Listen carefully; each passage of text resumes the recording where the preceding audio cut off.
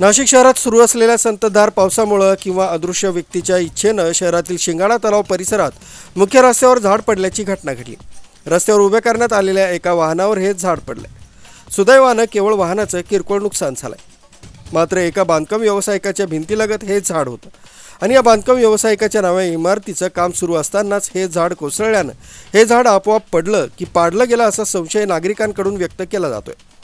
सदर इमारतीला अडथळा ठरणारे हे बाबूळ प्रजातीचं झाड मजबूत स्थितीत असताना तसंच कुठल्याही प्रकारचा वादळी वारा मुसळधार पाऊस नसताना अचानक उन्मळून पडल्याने शंका उपस्थित केली जाते।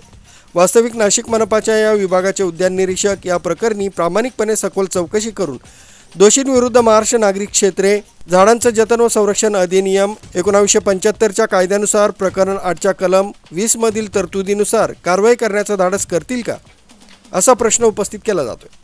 संजय हिरे, अर्वाचीन महाराष्ट्र न्यूज, नाशिक।